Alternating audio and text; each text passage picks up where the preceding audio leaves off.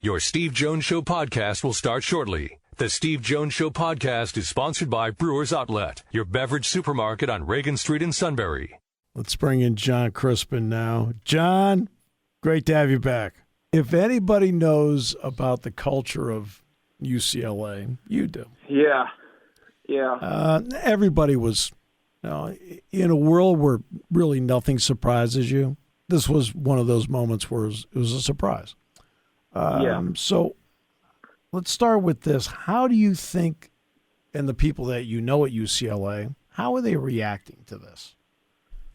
I think it's a little shock for them, too, because there has been a lot of pride on the West Coast about the Pac-12, even though the Pac-12 has been so down. I would say the Pac-12 has been down more in terms of national recognition and national relevance, more so than it has been in competition. Yeah. In competition, the Pac-12 is great for a number of sports, and a lot of them happen to not be football and basketball, but basketball's been really strong. Football has been good, not to the level of when it was Matt Leinart and Reggie Bush, and before that Carson Palmer, and they had they were on a roll. Oregon, the same thing. I think it takes time for them to get back to that, and this might be a move towards that. I think it's been shock because it just doesn't feel right, and I think that's something that's okay to say. Like I said it to somebody, they said, "What do you think about this?" I said, "First, I got to tell you how I feel. How I feel is this is weird. It's weird to think that the team I transferred to that was in the Pac-12, which is as far west as you could get, we're looking at the ocean for crying out loud, is going to be in the Big Ten. It's weird. But then when you start to sift through the weird part of it, you start to go, well, what world are we living in today that this could happen? And the world that we're living in today is a business that's now allowed to be a business. Before NIL, before a lot of this, the social issues that we're talking about in sports, within sports, before all this pay for play, before name, image, and likeness, it was like a business that, was under the table. It was almost like if you're going to cheat, you do it under the table, and we're okay with it. Mm-hmm. Now you're talking about cheating on top of the table. Right? That's the way I look at NIL. So you have people building collectives, and they say, you know what? It's a business. So be it. We're going to be the biggest business. Right. Well, if that's where it's going, then you have to align yourself with the biggest and the best that can get you on a level with them. And quite frankly, I think those in the Pac-12 know how mismanaged the Pac-12 conference has been. Yes. You have a conference, CEO, right? Are you kidding me? Of all the conferences, the one that's struggling, Larry Scott wants to be recognized as the CEO of the Pac-12 and fly private jets everywhere and big suites. It gets to a point where the schools go, wait a second, we're the one funding this. And the really successful schools, and when I say successful, I don't just mean wins and losses, I mean media rights and television markets and all that. They sit there and go, wait a second, you can't do this without us. And I think it creates an environment for people like USC and UCLA to say, hey, we'll take this show elsewhere if there's a better option. Yeah. And you're at a point now where either you do it or you get left behind. And I think it's interesting with USC and UCLA because they're in the LA media market. And you now expand the Big Ten brand, which I don't even think it's going to be the Big Ten brand when it's all said and done because there's going to be too many people from all over the country in it. It's hard to call it the Big Ten. It's hard to call it Big Ten country. Right? What's Big Ten country anymore? What? Westwood? Yeah, like downtown LA? No, it's not Big Ten country. Like Big Ten's Midwesterners, and we at Penn State were thrilled to be a part of that group. Because I think Western PA we can identify with that, right? Sure. So you kind of have that natural fit in the Big Ten. Now you're starting to say, well, it's a business, so we go wherever. And the question is, where does it end? Where does it end? Does it end with the Big Ten? Does it end with two power conferences that are ultimately a conglomeration of everybody led by the Big Ten and the SEC, which is kind of where I think it's all going. But I think it's sad to a degree. I think it's just reality. I think we progress too quickly as human beings these days. Technology has done wondrous things for us, but it's also made us move too fast at a pace that we can't sustain. And that lack of sustainability is what concerns me the most. All right, so I want to take you back to your time at Westwood, which would have been 2002, 3, and 4. Would that be right? Right, that's pretty close. I was there. Yeah. I redshirted 01, 02. Yeah. The year Joe was picked up by the Lakers. Yep. Now, I had better seats at the Laker game than Joe did, right? Joe was in a suit sitting on the floor because Shaq took up too much space, and I had nice seats. No surprise. I had nice seats. How many sports were at UCLA when you were there as compared to now? In other words, the student athletes that were on that campus compared to now. It has to be fewer student athletes today than when you were there, right? It's funny. That's a great question. It's not something, and I'll admit to this first before I answer the question. When you're there, you are so solely focused on yourself. Yeah. You can't help it. You're a kid. You're just, you're focused on yourself, your group. It's hard for me to say because there were a lot of sports that existed, particularly because of Title IX with the football team, right. That offset. There were a lot of other sports that existed that you didn't know were sports, treated as sports, whether right. cheerleading had scholarships, whether there was a women's fencing team. There was a lot of that. Sometimes it was just more scholarships than the women's soccer team. Men's gymnastics would have been on campus at that time with you. Men's gymnastics was on campus right. at that time. So my point is they've dropped sports, and with the pandemic combined with everything else, they're running a $102.8 million deficit.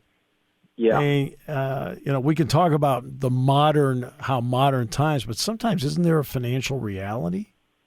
Well, the financial reality is we're going to find it pretty quickly, and there's 2 sports on campus that make you money now, and that's interesting given the fact that, look, baseball, incredibly successful at UCLA, softball, incredibly soccer, successful, track and field, come on. I mean, you got incredibly successful programs, more national championships, I believe, still than anybody in the country, but those are going to become activities because football and basketball is soon to be run solely as a business. And the question is, if you're going to run a business, why do you take things that lose you money? And the interesting thing is, you know what those things are? Those things are amateur athletics. Mm-hmm. Amateur athletics, this is where Joe and I do agree on something. We both wait a agree minute. I know. That's breaking news. It's breaking news. We agree, but how we get there is always different. Yes. My way is way more fun. Joe's is a little bit more linear. Yeah, that's right. So we look at it and we say, like this was inevitable because amateur athletics is supposed to be something that you either pay for or just break even on. But amateur athletics isn't something that you make hundreds of millions of dollars on, let alone billions of dollars on. When you start making that kind of money, it's no longer amateur. It's someone's making money. Right. So we knew it had to go this way. But it's interesting. What I see happening is the NCAA basically spinning off and losing their 2 biggest assets and trying to find a way to make it work with other sports that still have value to real people. Mm-hmm. And that's where that's a good point. It's so funny in a time where all we do is, and this is not as political as people hear it because it's political rhetoric, but it's actual human terminology. We talk so much about equality, right? Mm-hmm. We want to talk about equality. Everybody's the same. We all want the opportunities. Mm-hmm. Well, what happens when football and basketball say, well, screw everybody else? We're making all the money. Right. Well, all of a sudden it's like, well, you went from the 99% to the 1% and said, forget about the 99% anymore. Right. And I think that's what's happening in basketball. We're becoming really hypocritical when we say, wow, it's about fairness, about getting your fair share. And well, no one's going to stop at their fair share. Plato told us that thousands of years ago. Yep. Democracy doesn't work because people always want control. He wasn't wrong. I'm sorry. He wasn't wrong. And this has played out throughout human history. And people will always want more, and that's okay. I understand it. We're in a business. That's fine. But don't hide behind fairness and equality when ultimately it's about control.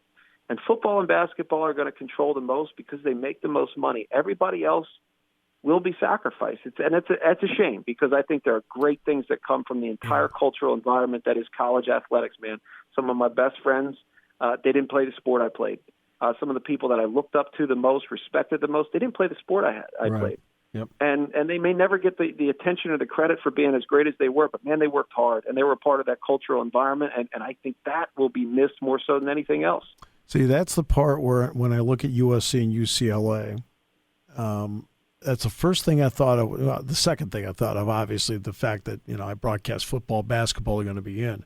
But then I thought about the fact that this TV contract is going to allow all those scholarships to still exist in the Big Ten and at UCLA and USC. Now, it may affect other schools, but all those scholarships are all going to be preserved because now you at least have enough money to cover everything. And Penn State, which puts out its financial numbers every year in athletics. If you look at the bottom line, like whatever, quote, profit it is not, I mean, it's not even 8 figures. Right? It's always in the 7-figure range where they're doing whatever they can, where they're getting a rainy day fund, which in 2020, by the way, it was a monsoon, but in a rainy day fund, and that's about what they keep in reserve as a rainy day fund for stuff, and they're not taking the money and going to a Swiss bank account. Yeah. But how about, I mean, you're talking about preserving scholarships at UCLA. I am almost certain that 100% of their scholarships are fully endowed. Right. Well, and Penn State, in fact, is number 3 overall, I think, in athletic endowments nationally, I believe. I mean, so, but it comes down to it, and you say, all right, well, what's a scholarship? Because a scholarship doesn't matter as much to kids in football and basketball anymore. Like they would say, keep your scholarship, just let me play. Mm-hmm. And I don't want to say all of them. I don't speak for everybody. But of the big ticket kids who think they're worth hundreds, if not $1 million every year, the scholarship doesn't have value. It's the opportunity to make the money. So the scholarship still has value to those kids to say, look, what's a professional career as a fencer? I don't know. I still got to get a job if I want to pursue it. Exactly. Like the scholarship is everything. And the scholarship to me was gosh, that was the ultimate achievement. I got a college scholarship, Steve, to play college basketball, to represent Penn State. I didn't represent UCLA that well. I think they forgot that I'd be even there, and that was selective. Just not remembering that, but it's okay. I've always said like Penn State was me because Penn State was home. I claim Penn State because Penn State always felt like home, but part of that was the environment we were in, and at that time, football and basketball were above everything else financially, but it didn't feel that way. It only feels that way today because we talk about numbers today, man. Like. We talk about what everybody makes like it is our freaking business, and I don't get that, Steve. I don't get why a guy signs a contract and it has to be headline news how much he signed for. I don't get why we have to talk about why coaches make or how much coaches make. He signed for this. This is the specifics of his contract. Like we are all up in each other's business, and in doing so, we've turned the whole thing into a business. Yeah. So we celebrate the money, and then we put the money up on a pedestal, and that's ultimately what we want on every level, including the kids coming into college. 15 years ago, I was speaking to a Penn State club in Camp Hill, and this was the time, and this is after you left, but the Patriot News was trying to get Joe's salary. Right? And the reason they wanted to is it would open the door to get, like, the old main salaries. I mean, it was a means to an end. And I was speaking to a club in Camp Hill, and I was asked about how curious I was about Joe's salary. And I looked at him. I said, well, first of all, as a friend, I hope he's doing great. I said, but I don't really need to know his number. I said, the most important thing is I need to know my number because my number pays my bills. His number doesn't. Like it's like this Instagram world where we project everything that we want people to see also includes some sort of oversharing of my personal finances. It's the strangest thing to me, but we celebrate it, we put it on a pedestal, and then we tell kids don't value that. Yeah. I think that's the thing that I get where I just go, all right, guys, you want to complain about the world we're in, yet you created it. I don't know what Jerry Dunn made as a coach. He was my head coach. I never asked my coach or he inquired about what kind of money he made. Had I known, look, he's doing pretty well, but he's not he's the lowest paid coach in the conference, I might have been a more decent human being. And tried to make his life better, not be a miserable pain in the butt 19-year-old. At least when I didn't score, when I scored, I was a peach, man. I was you were. A great guy. I'll even play defense. But no, I just think the world is so different. Like money is the front page.